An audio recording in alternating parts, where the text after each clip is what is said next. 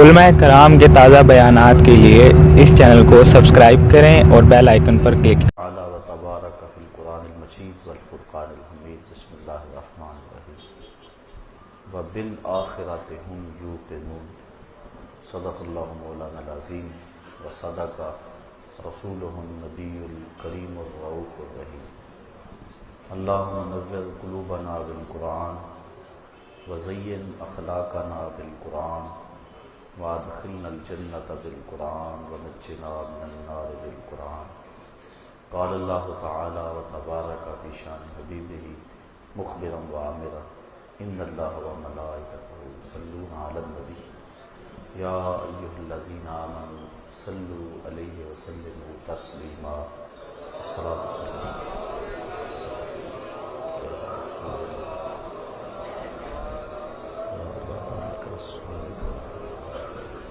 علیکم یا رسول اللہ وعلی آلک واصحابک یا رحمت العاشقین۔ تمام حمد و ثنا، تعریف و توصیف اللہ جل مجدہ الکریم کی ذات پاک کے لیے جو خالق کائنات بھی ہے اور مالک شخص خالق بھی۔ اللہ جل وعلا کی حمد و ثنا کے بعد حضور نبی اکرم شفیع امم رسول محتشم نبی مکرم اللہ کے پیارے امت کے سہارے رب کے محبوب دانائے غیور مالک رقاب امم فخر عرب و عجم والی کون و مکان سیاہ لا مکان سید انس و جان سرور لالا رخاں نیر تاباں سرنشین مہوشاں ماہ خوباں شہنشاہ حسینہ تتمائے دوراں سا خیل زہرہ جمالاں جلوائے صبح ازل نور ذات لم یزل باعث تکوین عالم فخر آدم و بنی آدم نیر بدھا رازدار ما اوہا شاہد ما طغا صاحب علم نشرہ معصوم آمنہ احمد مجتبیٰ حضرت محمد مصطفیٰ صلی اللہ علیہ وسلم کے حضور ناس میں اپنی عقیدتوں ارادتوں اور محبتوں کا خراج پیش کرنے کے بعد واجب الاحترام ذوی الاحتشام برادران اسلام السلام علیکم ورحمۃ اللہ وبرکاتہ۔ پچھلے درس قرآن میں متقین کی صفات بیان کرتے ہوئے ان کا ایمان بالکتب بیان کیا گیا، متقین کی جو خوبی بیان فرمائی گئی اس کا تذکرہ ہوگا۔ وَبِالْآخِرَةِ هُمْ يُوقِنُونَ کہ وہ آخرت پر یقین رکھتے ہیں۔ یہ متقین کی ایک صفت ہے جس کا یہاں بیان ارشاد فرمایا گیا۔ وَبِالْآخِرَةِ هُمْ يُوقِنُونَ اور آخرت پر وہی یقین رکھتے ہیں۔ یہود اور نصارہ ان کے ہاں بھی آخرت کا تصور موجود ہے، بلکہ جو غیر الہامی دین ہیں ان میں بھی آخرت کا کچھ نہ کچھ تصور موجود ہے، آواگان کے نام سے ہو، تناسخ کے نام سے ہو یا کسی اور انداز سے آخرت کا تصور ہر قوم اور ہر دین دھرم میں موجود ہے۔ لیکن یہود و نصارہ نے آخرت کا جو تصور پیش کیا وہ ناقص ہے۔ یہ جو غیر الہامی مذاہب ہیں ان کا تو معاملہ الگ ہے، لیکن جو الہامی مذاہب ہیں ان کا تصور آخرت تو ایک جیسا ہونا چاہیے، لیکن تھا تو وہی آخرت کا تصور جو حقیقی طور پہ قرآن نے دیا، لیکن یہود نے اور نصارہ نے اپنی طرف سے اس میں ترمیم کر لی۔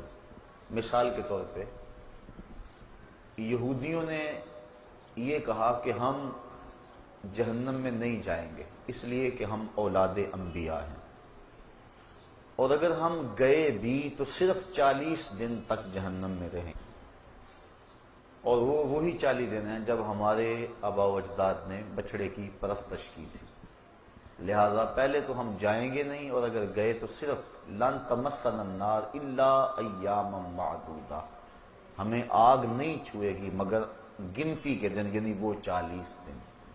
پرستش اور پوجا تو ان کے آبا و اجداد نے کی، تو ان کو یہ سزا کاہے کی؟ ایک بات۔ اور دوسری بات، یہ جو جرم کریں گے، یہ جو خطائیں اور غلطیاں کریں گے، اس کی انہیں سزا نہیں ہوگی۔ وہ کیوں؟ جو کیا ہے اس کی سزا نہیں ہوگی، اور جو نہیں کیا اس کی سزا ہوگی۔ تو عجیب قسم کا دین اور عجیب قسم کا عقیدہ انہوں نے اپنی خواہشات سے گھڑ لیا۔ عیسائیوں نے عقیدہ کفارہ گھڑا۔ عیسائی کہتے ہیں کہ حضرت عیسیٰ علیہ السلام کو بغیر کسی جرم کے سولی چڑھایا گیا۔ ہمارا عقیدہ یہ ہے حضرت عیسیٰ علیہ السلام کو نہ قتل کیا گیا اور نہ ان کو سولی چڑھایا گیا، بلکہ سلامتی کے ساتھ آسمان کی طرف اٹھا لیا گیا۔ قرآن مجید نے اسی چیز کو وضاحت کے ساتھ بیان فرما دیا۔ عیسائی کہتے ہیں ان کو سولی چڑھایا گیا، ان کو پھانسی دی گئی، صلیب پہ لٹکا دیا گیا۔ تو چونکہ ان کا قصور کوئی نہیں تھا، انہوں نے جرم کوئی نہیں کیا تھا کہ جس کی سزا میں ان کے ساتھ یہ سلوک کیا جاتا، تو قیامت تک جتنے بھی آنے والے عیسائی ہیں، اب وہ حضرت عیسیٰ علیہ السلام کے بغیر کسی گناہ کے سولی پر چڑھ جانے کی وجہ سے وہ نجات پائیں گے، اور ہمارے نبی ہمارے حصے کی سزا بھگت چکے ہیں۔ جو نہیں کیا ناکردہ کی سزا پانے کے ساتھ ان کی امت کو یہ فائدہ پہنچا کہ اب قیامت تک عیسائی جو مرضی کرتے رہیں انہیں کچھ نہیں ہوگا، ان کا نبی ان کی سزا بھگت چکا ہے۔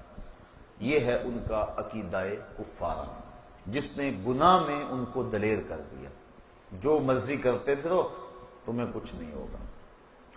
یہودیوں نے کہا کہ ہم نہیں جائیں گے، جہنم میں جائیں گے نہیں، اور اگر گئے بھی تو چند دن جائیں گے۔ اللہ تعالیٰ نے تردید فرمائی قرآن مجید کے اندر، ارشاد فرمایا کہ اگر تمہیں اس بات کا یقین ہے تو پھر مرنے کی آرزو کرو، اور ساتھ ہی فرمایا وَلَن يَتَمَنَّوْهُ أَبَدًا، یہ کبھی بھی مرنے کی آرزو نہیں کر سکتے۔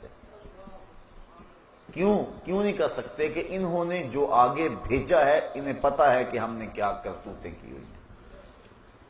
تو یہ اپنے نفس کو تسلی دینے کے لیے، خود فریبی کے لیے انہوں نے عقیدہ گھڑ لیا کہ ہم چونکہ اولاد انبیاء ہیں لہذا میں کچھ نہیں ہوگا، اور انہوں نے عقیدہ کفارہ گھڑ لیا۔ لہذا ان کا عقیدہ آخرت کا ناقص ہے، اور ان کا عقیدہ یہود کا وہ بھی آخرت کا ناقص ہے۔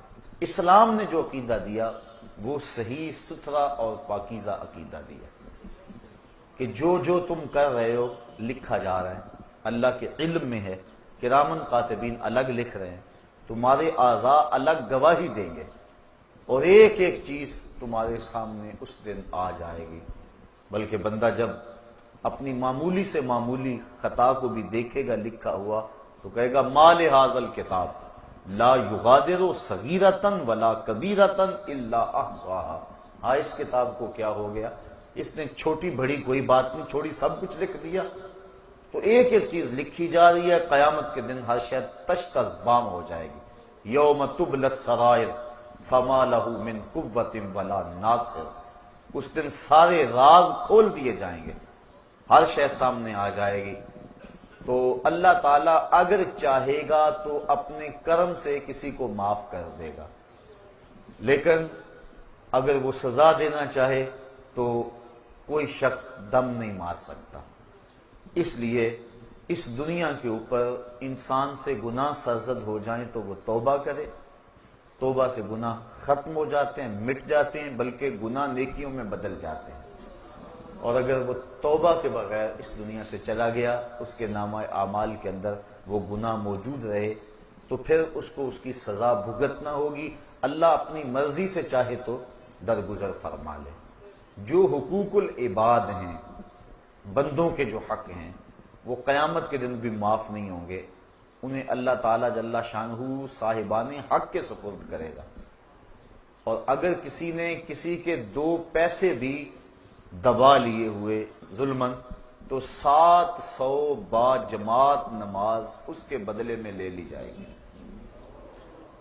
تو ہم دیکھیں کہ ہم کیا کر رہے ہیں اور کس جگہ پہ کھڑے ہیں اور اپنا کیا دھرا کیسے برباد کر رہے ہیں۔ تو عقیدہ آخرت جو اسلام نے دیا ہے اس سے بچنے کی امید بھی ہے، پکڑے جانے کا اندیشہ بھی ہے، لہذا بندہ اپنا احتساب رکھے اور قدم پھونک پھونک کے رکھے اور اپنے معاملات کو صاف رکھے۔ ہمارے بنیادی عقائد جو ہیں وہ 3 ہیں: عقیدہ توحید، عقیدہ رسالت اور عقیدہ آخرت۔ عقیدہ توحید اللہ تعالیٰ جل شانہ کو واحد احد صمد بے نیاز یکتا ذات میں صفات میں ماننا۔ عقیدہ رسالت کا اقرار اور اللہ تعالیٰ کی طرف سے جو خلق خدا کی رہنمائی کا نظام ہے اس کو تسلیم کرنا۔ تیسرا عقیدہ آخرت، جس کی وضاحت آپ کے سامنے پیش کی گئی۔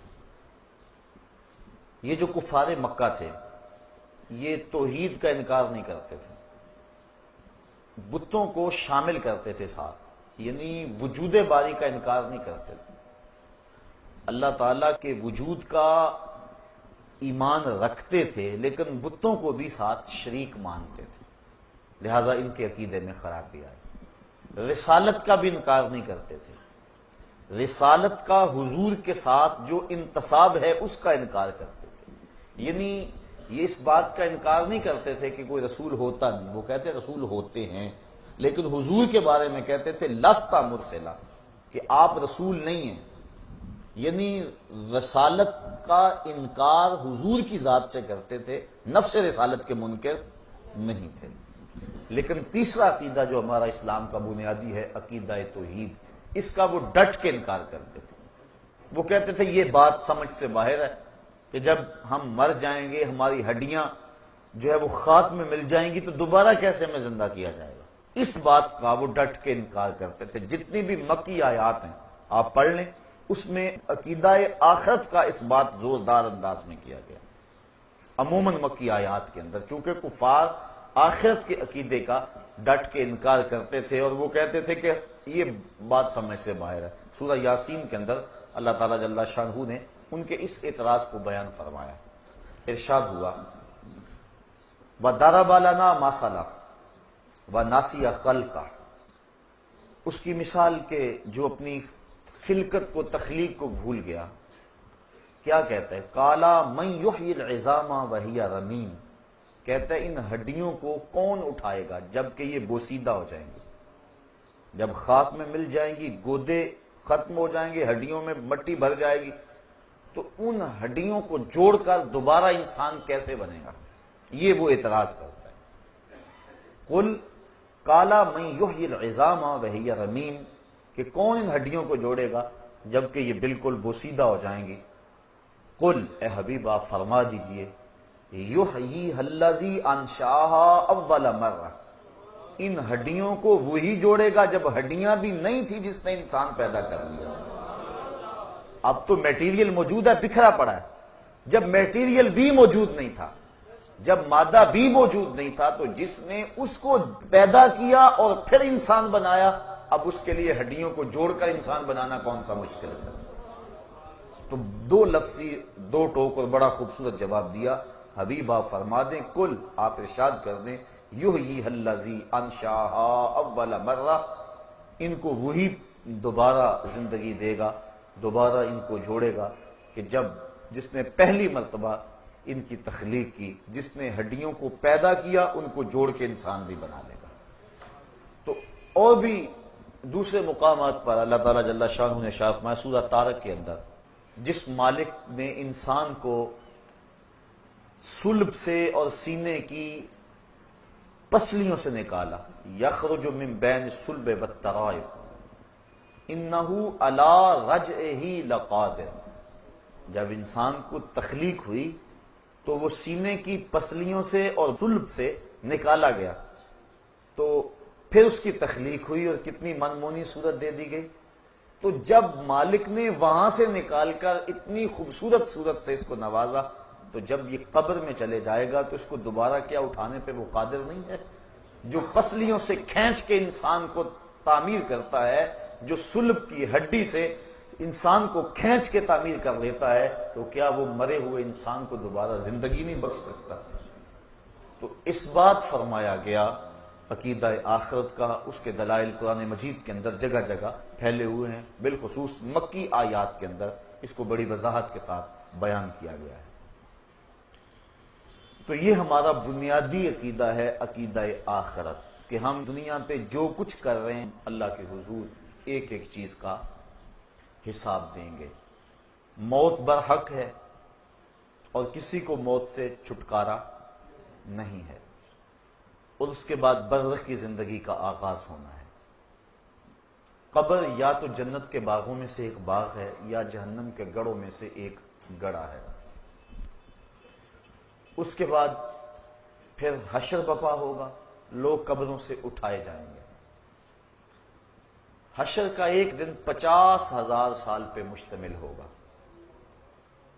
ترازو نصب ہوگا، لوگوں کے اعمال تولے جائیں گے، اچھے برے اعمال کا وزن ہوگا. آج جو پلڑا بھاری ہوتا ہے وہ نیچے کو جھک جاتا ہے، لیکن میزان کا معاملہ برعکس ہے. جو پلڑا بھاری ہوگا وہ اوپر کو اٹھے گا، چونکہ نیکیاں نور ہوتی ہیں اور نور کی اٹھان اوپر کی طرف ہوتی ہے، تو وہ بھاری پلڑا جو ہے وہ اوپر کی طرف اٹھے گا.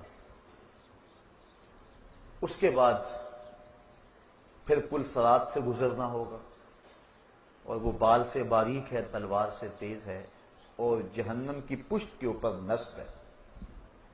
کوئی بجلی کی سرعت کے ساتھ گزر جائے گا، کوئی تیز رفتار گھوڑے کی طرح گزر جائے گا، کچھ پیدل انسان کی طرح، اور کچھ جو ہے وہ جس طرح انسان بڑی مشکل سے چلتا ہے، جس کے پاؤں ہاتھ نہ ہو، اس انداز سے سست روی سے چلے گا، اور کچھ کٹ کر اس کے اندر گر پڑیں گے.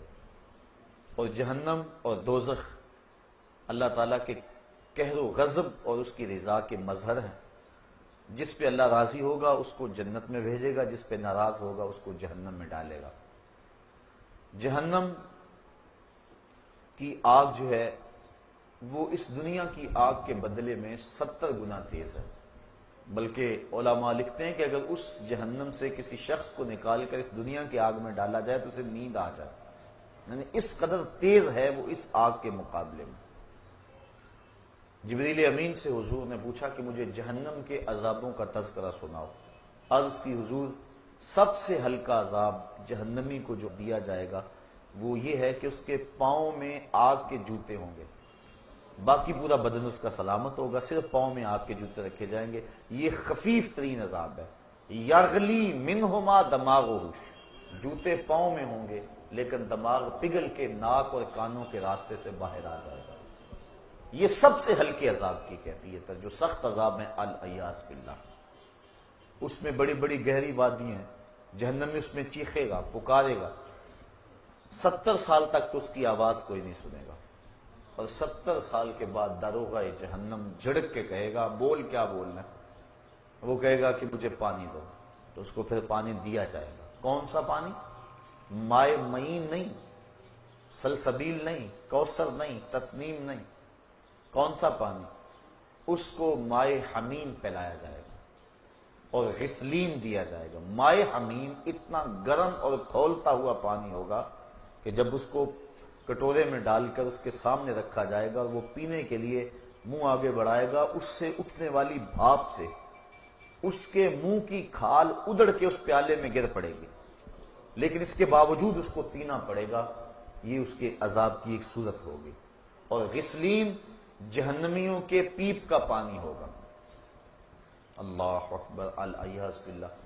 اور وہ اتنا بدبودار ہوگا، امام ابو رجب حنبلی لکھتے ہیں اگر غسلین کا ایک قطرہ اب دنیا پہ ڈال دیا جائے تو اس کی بدبو سے انسان تو انسان رہے، جانوروں کے دماغ بھی پھٹ جائیں، اور اس کو وہ پانی پینا ہوگا.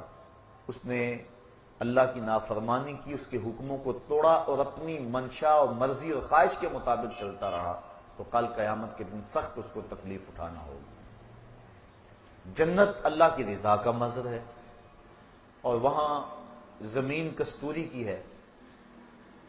اللہ تعالیٰ جل شانہ نے اس کو رنگا رنگ باغوں سے سجایا ہوا ہے، مائے معین، کوثر، سلسبیل کی نہریں چلتی ہیں، دودھ کی نہریں چلتی ہیں۔ 500 سال کی مسافت پر اونچے اس کے درخت ہیں جن کے اوپر پھل لٹک رہے ہوں گے، اور جب جنتی آرزو کرے گا شاخ جھک کے منہ کے قریب آ جائے گا۔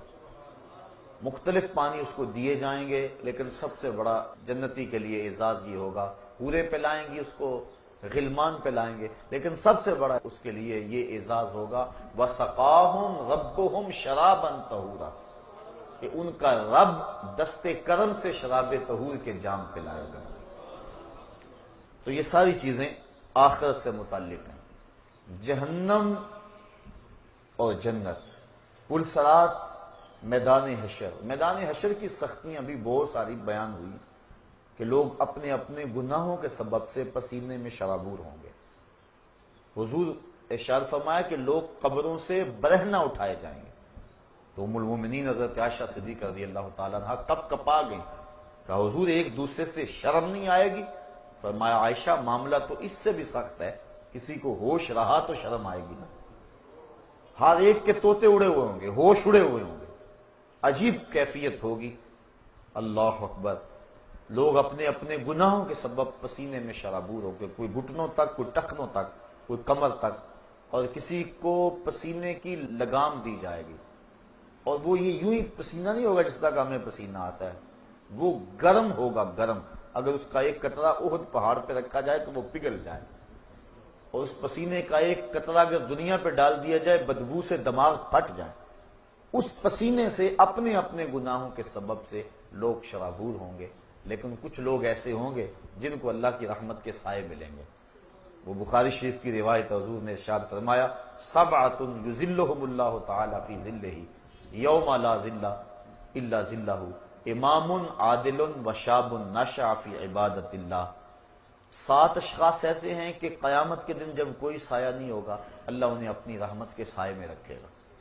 وہ 7 اشخاص کون ہیں؟ امام عادل، عادل حکمران۔ دوسرا وشاب نشأ فی عبادت اللہ، وہ جوان جس کی جوانی اللہ کی عبادت میں گزری۔ آج ہم سمجھتے یہ جوانی ہے، اس کو منشا اور مرضی کے مطابق گزارنا چاہیے۔ ابھی تو یہ جوانی کی بہاریں ہیں، ترنگ ہے، تو ابھی تو پورا پورا نفع حاصل کرنا چاہیے جوانی سے۔ ابھی سے جا کے مسجد میں بیٹھ جائیں، اللہ اللہ کرنے لگ جائیں، فقیروں کی صحبت میں بیٹھیں، علماء کی مجلس اختیار کریں، اچھی محافل میں پہنچیں۔ یہ تو نہیں نا عمر بھائی، وہ تو عمر آئے گی تو دیکھیں گے۔ یہ تو جوانی ہے، اور جوانی مستانی ہوتی ہے، اس کو چوکوں میں، گلیوں میں، بازاروں میں، سینما گھروں میں، کلبوں میں، ہوٹلوں میں گزارو، زندگی کے عیش اور زندگی کی لذتیں حاصل کر لو۔ لیکن نہیں جوانوں، جوانی وہی ہے جو اللہ کی یاد میں گزر جائے۔ در جوانی توبہ کردن شیوائے پیغمبری، وقت پیری گرگ ظالم می شود پرہیزگار۔ اللہ کے محبوب علیہ السلام نے ارشاد فرمایا انا حبیب اللہ الشاب التائب حبیب اللہ، لوگوں میں اللہ کا حبیب ہوں، اور جو جوان جوانی میں توبہ کر لے وہ بھی اللہ کا حبیب ہے۔ ذرا دیکھیے تو صحیح، کتنی بڑی بات ہے کہ نوجوان اللہ کا حبیب اور محبوب کہلاتا ہے، جو جوانی کی خواہشات کو کچل کر اللہ کی رضا کے لیے جیتا ہے، اللہ کی رضا کے لیے شب و روز گزارتا ہے۔ آقا کریم فرمایا وشاب نشأ فی عبادت اللہ، وہ جوان جس کی جوانی اللہ کی عبادت میں گزری، کل قیامت کے دن جب کوئی سایہ نہیں ہوگا اس کو اللہ کی رحمت کے سائے نصیب ہوں گے، عرش الہی کے ٹھنڈے سائے تلے، اور جو اس سائے تلے ہوگا اس کو نہ پیاس ہوگی، نہ بھوک ہوگی، نہ رسوائی ہوگی، اور اس کو جام کوثر دیا جائے گا، اور جس کو جام کوثر مل گیا، ایک گھونٹ بھی اگر اس کا پی لیا تو 50,000 سال کے دن میں ایک لمحہ بھی اس کو پیاس نہیں لگے۔ یہ زندگی جس پہ ہم بھروسہ کرتے ہیں، اس کی اوقات اور حیثیت کیا ہے؟ ہم پتہ نہیں کیوں غافل ہو گئے، ہم نے کبھی اس نہج پہ سوچا ہی نہیں ہے کہ ہم تھوڑے سے عرصے کو خوبصورت بنانے کے لیے، رنگین بنانے کے لیے، پر آسائش بنانے کے لیے اس زندگی کو برباد اور تباہ کر لیتے ہیں جو ابدی اور سرمدی اور نہ ختم ہونے والی۔ آپ ذرا اندازہ کیجئے ہماری ساری زندگی کتنی ہے؟ 50 سال 45 سال ایوریج نکالی ہے ماہرین نے بر صغیر کے لوگوں کی زندگی، چلو 50 سال لگا لو، 60 سال لگا لو، 70 سال لگا لو، یہ کل زندگی ہے نا، اگر تبھی زندگی پائیں تو اتنی زندگی 70 سال لگا لو، چلو 80 سال لگا لو، لیکن آخرت کا ایک دن، صرف ایک دن 50,000 سال کا۔ تو ذرا تصور تو کریں، ذرا کیلکولیٹر لے کے کسی دن حساب تو کرنا کہ یہ ساری زندگی ایک طرف اور 50,000 سال کا ایک دن ایک طرف۔ تو جو اس دنیا کو سنوار کے اس دنیا کو برباد کر لیتا ہے، اس سے بڑا کوئی بے وقوف ہو سکتا ہے؟ جسے یہ یقین ہے کہ آخرت آنی ہے اور میں نے اللہ کے حضور پیش ہونا ہے اور ایک ایک عمل کا حساب ہونا ہے، اس نے چاہا تو بخش دے گا، اور اگر ہمارے اعمال کی ہمیں سزا ملے تو کوئی روک نہیں سکتا، ہم کوئی ایسی بات نہیں کر سکتے۔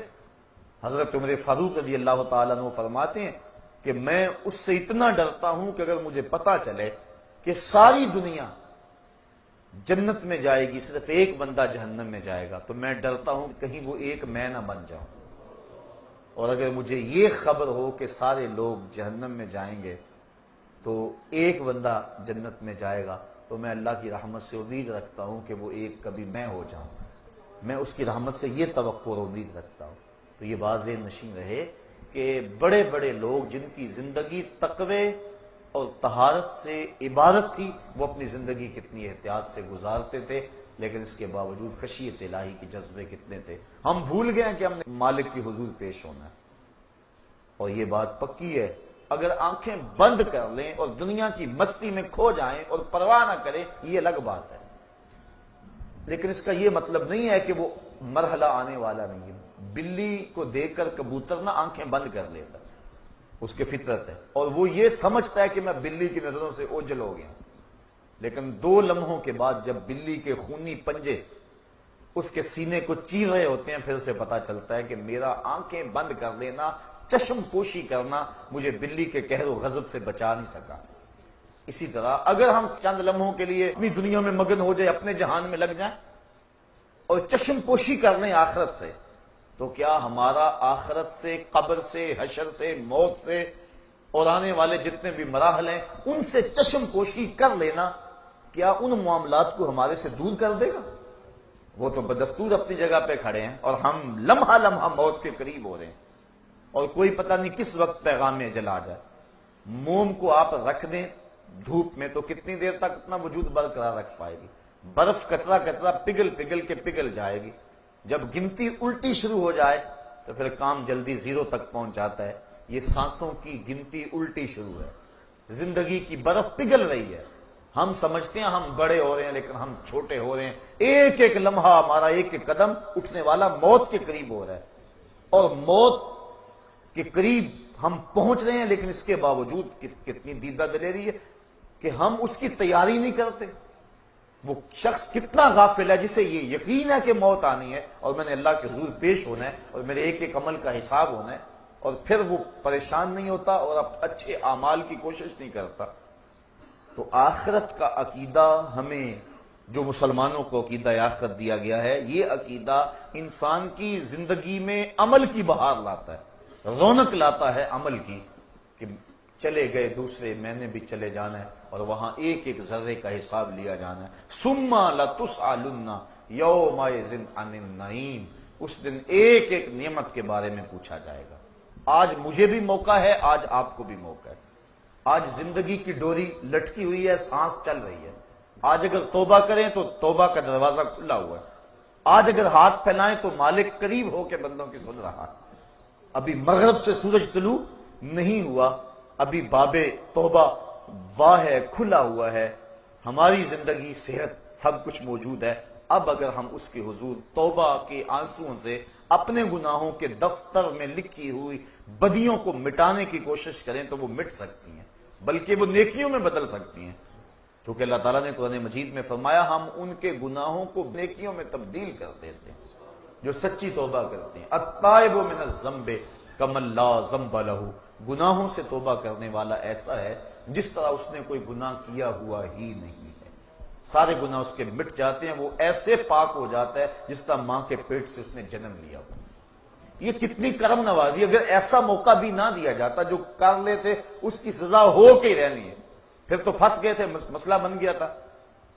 لیکن یہاں ہے تم نے جتنے مرضی گناہ کیے ہیں، آؤ مالک کی چوکھٹ پہ آ جاؤ، ندامت کا اظہار کرو، شرمسار ہو جاؤ اور ہاتھ پھیلا کے کہو مالک ہم سے غلطی ہوگی، ہم تجھے بھولے رہے، دنیا کی بھول بھلائیوں میں پھنسے رہے، ہمیں پتہ ہی نہیں کھتے تیرے حضور ہم نے پیش ہونا ہے، اور اس کا اذعان و یقین تو تھا، لیکن شیطان نے ایسی غفلت طاری کر دی کہ ہم سے کتنی خطائیں سازد ہوگی۔ اب دیکھ تیرے بندے پلٹ کے بالآخر تیری چوکھٹ پہ آ گیا نا، مالک تو کریم ہے، ہمیں معاف کر دے۔ اللہ تعالیٰ فرشتوں کو کہتا ہے میرے فرشتوں دیکھو یہ میرا بندہ بالآخر میرے در پہ ہی آیا ہے نا، تم گواہ ہو جاؤ میں نے اپنے اس بندے کی مغفرت فرما دی۔ آقا کریم صلی اللہ علیہ وسلم نے ارشاد فرمایا جب کوئی بندہ جنگل میں جا رہا ہو تو جنگل کے اندر اس کا اونٹ گم ہو جائے، جس کے اوپر اس کے کھانے کا سامان بھی تھا، اس کے پینے کا پانی بھی تھا، اور وہ سو گیا، اونٹ گم ہو گیا، اب وہ اٹھا دائیں بائیں دیکھا اونٹ نہیں مل رہا، صحرا ہے، اب اس کا کھانا بھی وہی پانی بھی وہی اسی اونٹ پہ، اب وہ موت کا انتظار کرنے لگا تھک ہار کے، اور اچانک اس کی آنکھ لگ گئی۔ پھر جب اس کی آنکھ کھلی تو اونٹ جو ہے وہ اس کے پاس کھڑا تھا، تو وہ بڑا خوش ہوا اور کہنے لگا اے اللہ میں تیرا رب اور تو میرا بندہ، کہنا تو یہ تھا نا کہ میں تیرا بندہ اور تو میرا رب، تو اس نے جلدی میں اور اس قدر سے خوشی ہوئی کہ خوشی سے مغلوب ہو گیا، اور اسے لفظ بھی یاد نہ رہے کہ میں کیا کہہ رہا ہوں، تو اس نے یہ کہہ دیا کہ اے میرے اللہ تو میرا بندہ اور میں تیرا رب، یعنی اس نے یہ خوشی سے کہا، اس قدر مغلوب ہو گیا۔ تو فرمایا کہ صحابہ اس بندے کو جب اونٹ مل گیا اور اس نے مغلوب ہو کے یہ بات کہی، بتاؤ اس کو اونٹ ملنے سے کتنی خوشی ہوئی؟ کہا کہ حضور بہت زیادہ۔ فرمایا جس قدر اونٹ ملنے سے اس کو خوشی ہوئی، جب بندہ توبہ کرتا ہے اللہ اس سے بھی زیادہ خوش ہوتا ہے۔ تو ذرا دیکھو تو صحیح، بلا جس نے جرم کیا ہوا ہو، جو بھاگا ہوا ہو، جب پلٹ کے آئے تو کیا حالت ہوتی؟ باپ کے در سے بھاگا ہو یا ماں کے پاس سے بھاگا ہو، استاد سے بھاگا ہو یا تھانے سے بھاگا ہو، جیل خانہ سے بھاگ گیا ہو یا کسی اور جگہ سے بھاگ گیا ہو، بھاگا جب پلٹ کے آتا ہے تو اسے پتہ ہوتا ہے کہ میرے ساتھ کیا سلوک ہونے والا ہے، لیکن یہ ڈر ایسا ڈر ہے جب بھاگا ہوا پلٹ کے آتا ہے اللہ کی رحمت بڑھ کے اس کا استقبال کرتی، میرے بندے تو واپس آ گیا ہے، تو اللہ تعالیٰ جل شانہ کی رحمتیں بڑھ کر اپنے اس بندے کا استقبال کرتی ہیں۔ تو اس عنوان سے بہت کچھ کہا جا سکتا ہے، میں یہی کہوں گا کہ آج موقع ہے، اللہ نے صحت دی ہے، اللہ نے جوانی دی ہے، اگر کوئی بڑھاپا ہے تو بڑھاپے میں بھی توبہ، اب تو وہ کیا کہتے ہیں سورج غروب ہونے کے قریب ہے، دیگرتے دن گیا محمد اوڑک نو ڈب جانا، ویسے تو پتہ بچے بوڑھے جوان کا بھی نہیں ہے۔ حضرت امام غزالی فرماتے ہیں معاشرے میں ذرا نظر دوڑا کے دیکھو، بچے زیادہ نظر آتے ہیں یا بوڑھے، یا بوڑھے کم نظر آئیں گے جوان زیادہ نظر آئیں گے؟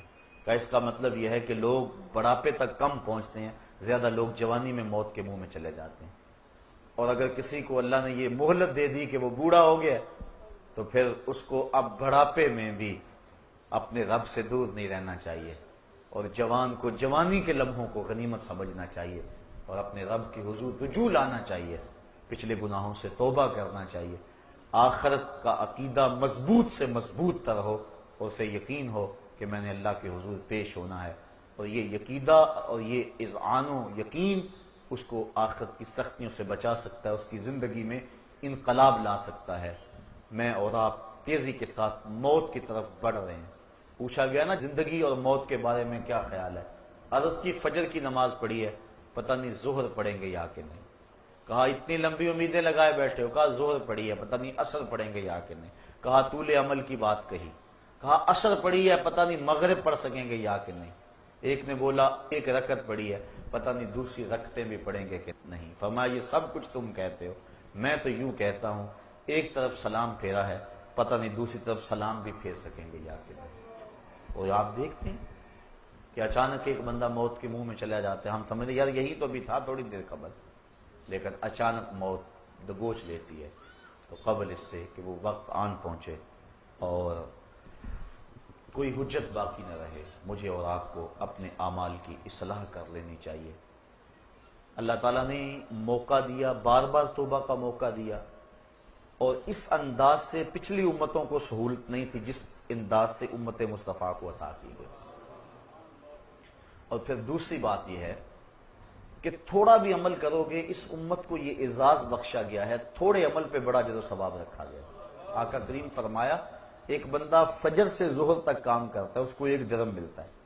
ایک ظہر سے عصر تک کام کرتا ہے، وقت تھوڑا، اس کو آدھا درہم ملنا چاہیے، لیکن اس کو بھی 1 درہم ملتا ہے۔ اور ایک بندہ عصر سے مغرب تک کے وقت میں کام کرتا ہے، اس کا وقت اس سے بھی تھوڑا، لیکن اس کو 2 درہم ملتے ہیں۔ فرمایا پہلی مثال یہود کی ہے، دوسری مثال نصارہ کی ہے، اور تیسری مثال میری امت کی ہے۔ تو کیسی لوٹ سے لگی ہوئی ہے، اور ہم کتنے محروم ہیں۔ ہم ان چیزوں کے پیچھے بھاگ رہے ہیں جو ہمارے لیے پیدا کی گئی تھی، جو ہماری خدمت کے لیے پیدا کی گئی تھی، اور جن کی تخلیق کا مقصد ہماری ضرورت کی کفالت کرنا تھا، اور ہم ان کے پیچھے بھاگ رہے ہیں۔ بچہ جب شکم مادر میں 120 دن کا ہوتا ہے، فرشتہ آ کے اس کا رزق لکھ جاتا ہے، تو جو لکھا گیا اس سے زائد 1 پیسہ بھی نہیں ملے گا، اور جب لکھا گیا اس سے قبل نہیں ملے گا۔ تو ہمارا یہ کام نہیں تھا جو ہم کر رہے ہیں، ہمارا کام تھا اپنے رب کو راضی کرتے اور اس آخرت کے دن کے لیے تیاری کرتے۔ ویسے ڈر تو رہتا ہے ہر شخص کو موت کا، امام غزالی فرماتے ہیں وہ بھی 3 طرح کا ڈر ہے۔ کچھ لوگ اس لیے ڈرتے ہیں کہ اگر میں مر گیا تو میری زندگی کی لذتیں چھن جائیں گی، اب تو میرا وقار ہے، مسند ہے، عہدہ ہے، شان و شوکت ہے، زندگی کی لذتیں ہیں، دوست احباب کا ماحول ہے، خوش گپیاں ہیں، اگر میں مر گیا تو یہ سب کچھ جاتا رہے گا، اس وجہ سے وہ موت سے ڈرتا ہے۔ یہ ڈر انسان کی زندگی میں عیش و عشرت کو بڑھا دیتا ہے۔ بابر بعیش کوش کے عالم دوبارہ نیست، بابر عیش کر لو کہ زندگی بار بار نہیں ملے گی۔ یہ ڈر مذموم ڈر ہے۔ کچھ لوگ موت سے اس لیے ڈرتے ہیں کہ اگر میں مر گیا تو میرے بوڑھے ماں باپ کا کیا بنے گا، میں تو گھر کا واحد کفیل ہوں، اور میرے ماں باپ کو اگر میری وفات کی اچانک خبر پہنچ جائے، بڑھاپے میں اب وہ ہیں، انہوں نے پالا پوسا جوان کیا، اب میرے سے نفع حاصل کرنے کے دن ہیں ان کے، اگر میں مر گیا تو ان کے دل پہ کیا بیتے گی، میرے بچے یتیم ہو جائیں گے، در در کے دھکے ان کا مقدر ہوں گے، میری بیوی بیوہ ہو جائے گی۔ وہ اس خیال سے ڈرتا ہے، میرے دوست کس صدمے میں 2-4 ہوں گے، وہ اس خیال سے تڑپ جاتا ہے، اور موت کا خوف اس کے دل میں آنا شروع ہو جاتا ہے، اور وہ رونے لگ جاتا ہے یا پریشان ہو جاتا ہے۔ یہ ڈر بھی انسان کی زندگی میں لالچ کو، ہوس کو بڑھا دیتا ہے، اکٹھے کر لو تاکہ بعد والے پریشان نہ ہو، جو کچھ آج کل ہے ہو رہا ہے۔ تیسرا ڈر امام غزالی فرماتے ہیں ایک مومن کا ڈر ہے، اور وہ سوچتا ہے اگر میں اچانک اب مر جاؤں تو میرے پلے کون سا نیک عمل ہے جو لے کر اللہ کے حضور پیش ہو سکوں گا، میرے پلے کمائی کون سی ہے۔ ماضی کو دیکھوں تو گناہوں سے لتھڑا پڑا، اعمال کا دفتر دیکھوں تو خالی، تو کون سی شے ہے میرے پلے، کس منہ سے جاؤں گا اپنے رب کے ہاں۔ حضرت سری سختی ایک بزرگ ہیں، حضرت جنید بغدادی کے شیخ اور ماموں لگتے ہیں رشتے میں، فرماتے ہیں میں تو اس بات سے ڈرتا ہوں کہ اپنے رب کا سامنا کیسے کروں گا، اس نے مجھے کیا دیا اور میں نے کیا کیا اس کے لیے۔ اور حضرت اقبال، علامہ اقبال کہتے ہیں میں تو اس بات سے ڈرتا ہوں کہ میں رسول کریم کا سامنا کیسے کروں گا۔ اور اللہ کی بارگاہ میں عرض کرتے ہیں تو غنی از ہر دو عالم من فقیر، روز معاشر عذر ہائے من پذیر، گر تو می بینی حسابم ناگزیر، از نگاہ مصطفیٰ پنہا بگیر۔ اے اللہ میرا حساب نہ لینا، مجھے یوں ہی معاف کر دینا، اور اگر میرا حساب لینا ضروری ٹھہرا تو کم از کم حضور کے سامنے نہ لینا، مجھے حضور سے شرم آئے گی۔ تو دیکھیے یہ تھا خوف اور یہ تھی خشیت۔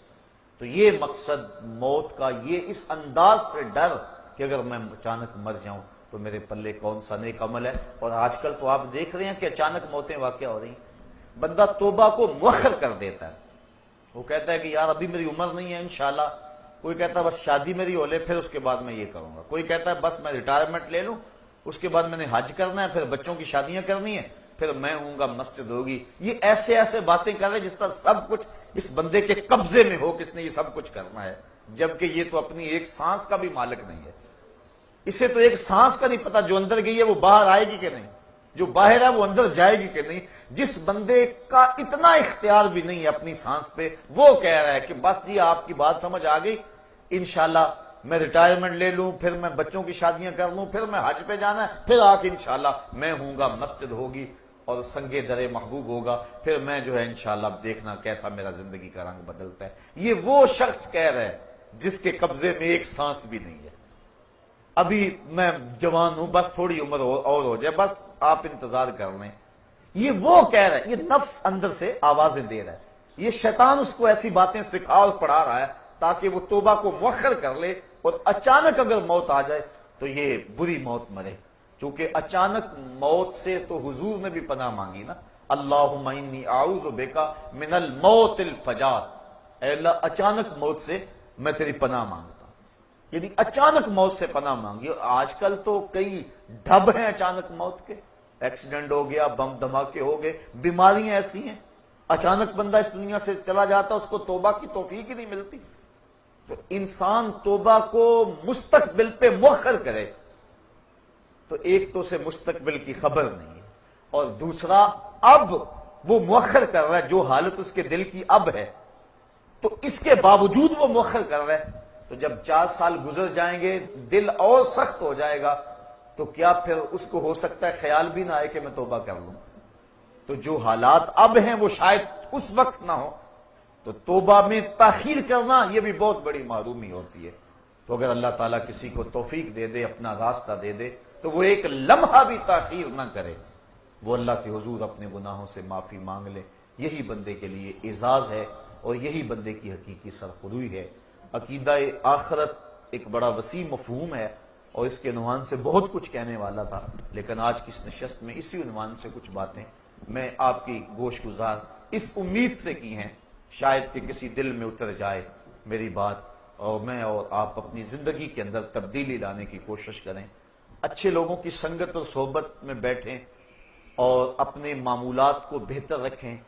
برے لوگوں کی صحبت سے بچنا بہت ہی ضروری ہے, کیونکہ اللہ کے محبوب علیہ السلام نے ارشاد فرمایا, المرء علی دین خلیلہ فلینظر احدکم من یخالل. ہر شخص اپنے دوست کے دین پہ ہوتا ہے. جب وہ کسی سے دوستی لگانے لگے تو وہ دیکھے کہ وہ کس سے دوستی لگا رہا ہے. اس لیے ہم نے کسی سے تعلق جوڑتے ہوئے پہلے دیکھنا ہے کہ اس کے معمولات کیا ہیں. اگر کوئی غافل ہے تو پھر نمازی کو بھی وہ غافل کر دے گا, اور اگر کسی نماز پڑھنے والے سے دوستی ہے تو پھر ایک دن وہ اس کو کھینچ کے مسجد کی طرف لے جائے گا. اس لیے میں اور آپ اپنی دوستیاں, اپنے دائیں بائیں کے ماحول, اچھے لوگوں کی سنگت اور صحبت اختیار کیا کرو, اور اچھی چیزیں سننے کو ملیں تو اس کے لیے وقت نکالا کرو.